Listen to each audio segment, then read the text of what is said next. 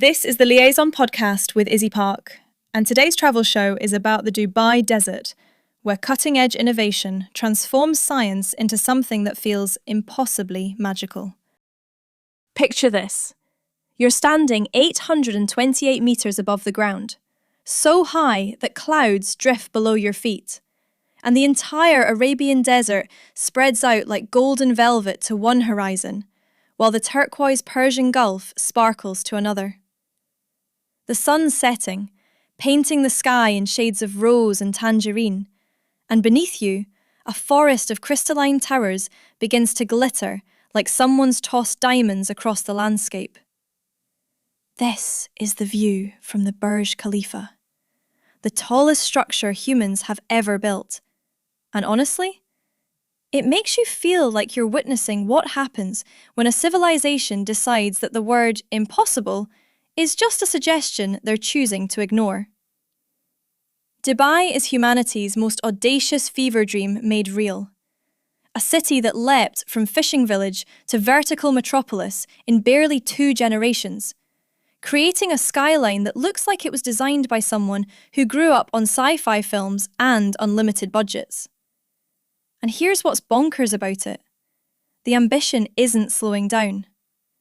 While you're reading this, they're probably designing something taller, twistier, or more golden than anything that currently exists. The energy here is pure forward momentum, like the entire city is sprinting toward tomorrow and taking you along for the ride. Right, so why should Dubai be on your radar when there are approximately 8 million other places to visit? Because this city offers experiences that literally don't exist anywhere else on Earth. Where else can you ski indoors while it's 45 degrees outside, sleep in an underwater suite surrounded by sharks, then dune bash across desert sands before sunrise clubbing in a venue that makes Ibiza look quaint? Dubai doesn't follow trends, it manufactures them, through sheer force of vision and an apparently bottomless checkbook. But here's the thing about Dubai that surprised me most. Beneath all the glitz and architectural audacity, there's this fascinating cultural tension playing out. You've got ancient Bedouin traditions colliding head-on with hyper-globalized capitalism, creating something entirely new. It's like watching 2 worlds merge in real time. And the result is occasionally jarring, sometimes uncomfortable, but undeniably fascinating. This is a place where the call to prayer echoes across downtown, while supercars idle at traffic lights, and the weekend runs Friday to Saturday instead of the Western Saturday-Sunday, because Islamic holy days still structure the rhythm of life. The city's demographics tell their own wild story. Emiratis make up only about 10% of the population in their own city. The rest? A constantly rotating cast of expats from literally everywhere, creating this transient, high-energy atmosphere where everyone's seeking connection and nobody's judging your life choices. For young travellers, this translates to a surprisingly social scene. The barriers to meeting people are refreshingly low, because everyone arrived recently and everyone's looking for their crew. And can we talk about the manufactured landscapes for a second? The Palm Jumeirah is an actual palm tree-shaped archipelago visible from space. They literally built an island in the shape of a palm frond, because someone asked, could we? And the answer was, watch this. That level of engineering audacity is either inspiring or terrifying depending on your perspective, but it's definitely not boring. Flying over it gives you this perspective on human ambition that's genuinely mind-bending. We're a species that looked at the Persian Gulf and thought, needs more palm trees. The traditional side of Dubai hides in pockets throughout the modern spectacle. The Al Fahidi Historical District preserves coral stone buildings from the 1890s, with wind towers that worked as natural air conditioning using convection currents long before electricity arrived. Walking these narrow lanes, you can almost hear the old pearl trading port that Dubai used to be before oil was discovered. Almost, because 3 blocks away, there's probably a 50-story glass tower being erected that'll be finished by next Thursday. The Souks offer the most accessible portal into older Dubai. The Gold Souk is this covered marketplace where vendors sell improbable quantities of gold jewellery while negotiating prices over cardamom-scented Arabic coffee. Dubai apparently consumes about 20% of global gold trade, which makes sense when you see locals shopping for wedding sets that could double as small investments. The Spice Souk fills the air with saffron and frankincense, and textile shops explode with colours that make you want to redecorate your entire existence. Emirati hospitality runs deep, rooted in Bedouin traditions, where welcoming strangers in a harsh desert environment was literally life or death business. That cultural memory persists despite the air-conditioned modernity. The Sheikh Mohammed Centre for Cultural Understanding offers meals in traditional settings where you can ask literally anything about Emirati culture and Islam without judgment. These conversations reveal the complexity beneath the surface, the ways Emiratis navigate maintaining cultural identity while their city transforms into something unprecedented. Building a new product? Temez Labs takes you from napkin sketch to the App Store. Trusted by Fortune 500s for quality, security, and speed. Book your free strategy session at temez.ai. Now, the food scene reflects Dubai's global nature in the most delicious way possible. Finding authentic Emirati cuisine takes effort, because the demographic reality means you're more likely to encounter Lebanese, Iranian, Pakistani, and Indian food. But when you do find it, dishes like makbous, this spiced rice with meat that's similar to biryani but with its own Gulf character, or lukaimat, these sweet dumplings soaked in date syrup, connect you to Bedouin simplicity and coastal abundance that shaped Emirati eating for centuries. The cheap restaurants in areas like Karama and Burj Dubai serve the South Asian workforce and offer massive portions of authentic curries and biryanis for almost nothing. These cafeteria-style spots won't win design awards, but the food is proper, and the atmosphere is genuinely local, meaning the 90% of Dubai that isn't Emirati that keeps the city running. Friday brunch is its own Dubai phenomenon, and absolutely worth experiencing once. These all-you-can-eat and drink affairs start late morning and last until evening, with unlimited food stations and flowing drinks creating progressively rowdy atmospheres as afternoon turns to sunset.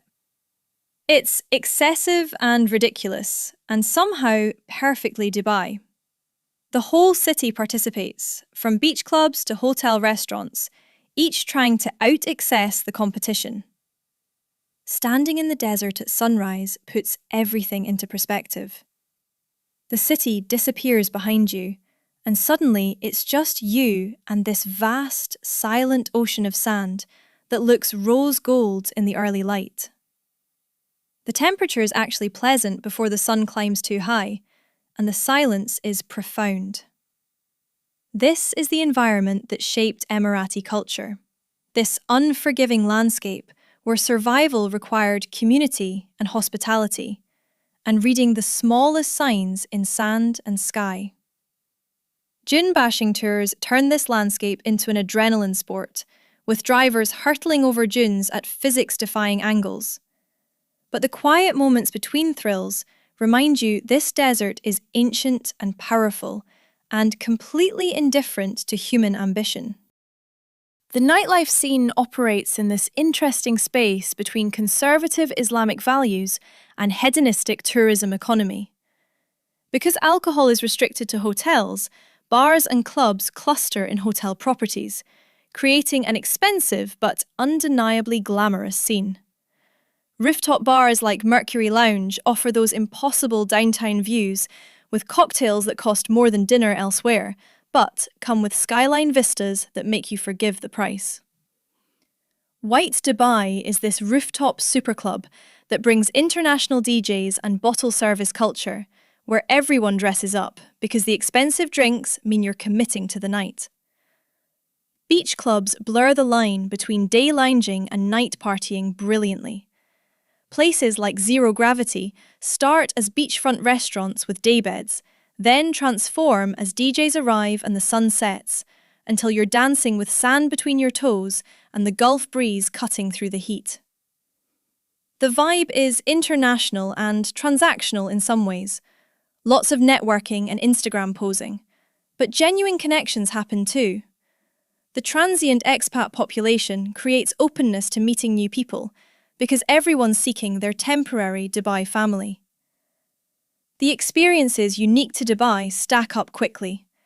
You can ski at an indoor slope while viewing desert through windows. You can sleep in underwater suites at Atlantis with sharks and rays gliding past your bed. You can zipline across Dubai Marina at 80 kilometers per hour on the X line. You can stand atop the world's tallest building. These aren't variations on experiences available elsewhere. They're singular. But some of the best moments are simpler. Watching the Dubai fountain perform its water choreography at the base of Burj Khalifa as the sky darkens and the towers light up. Walking Dubai Marina at sunset when the light catches on the water and the glass buildings turn golden. Getting properly lost in the textile souk, where vendors drape fabrics in colours you didn't know existed. Drinking cardamom-spiced Arabic coffee in the Al Fahidi district while old men play backgammon at adjacent tables. Driving Sheikh Zayed Road at night when the skyscraper canyon creates this Blade Runner atmosphere that makes you feel like you've jumped decades into the future. The environmental reality underlying everything is impossible to ignore once you think about it. This is a city that shouldn't exist in its current form. Maintaining green spaces and ski slopes and air conditioning everywhere while surrounded by desert comes at enormous environmental cost. Water is entirely desalinated. The summers are genuinely dangerous, with temperatures that make outdoor exertion life-threatening. Dubai is humanity's middle finger to environmental constraints, for better and worse.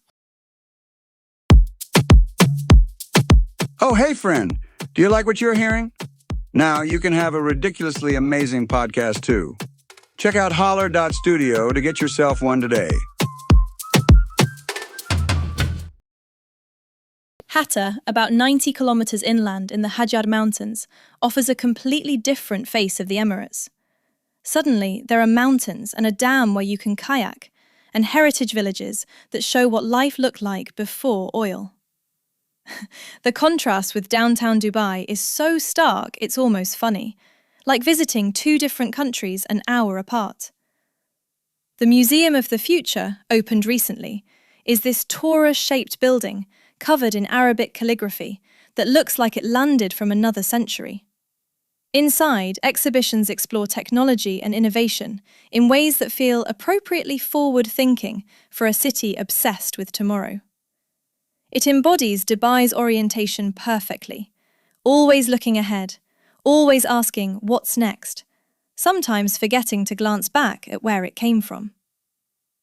Here's what stays with you after Dubai: the sheer scale of ambition visible in one panoramic view, the way the city refuses to acknowledge limitations, the cognitive dissonance of prayer calls echoing between crystalline towers, the friendliness of strangers in hotel bars, the silence of the desert at dawn, the vertigo of standing on the 124th floor, the taste of fresh dates and cardamom coffee, the way the heat wraps around you like a physical presence when you step outside.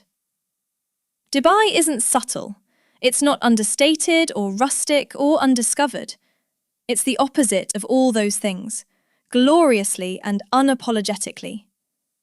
And that's exactly why it matters. This is what happens when unlimited resources meet unlimited vision, when a culture decides to write its own future rather than accept geography as destiny. You might find it inspiring or troubling, or both simultaneously. But you won't find it boring. The city skyline at night, when every tower glitters like someone's poured a jewelry box across the horizon. When the Burj Khalifa stands impossibly tall against the stars. When the desert silence presses in from just beyond the city limits and reminds you this whole gleaming metropolis sits on sand. That's the image that lingers. Dubai is humanity's most... We hope you enjoyed the trip. You can support the Liaison podcast by rating it 5 stars and pressing the follow button. And remember, one's destination is never a place, but rather a new way of looking at things.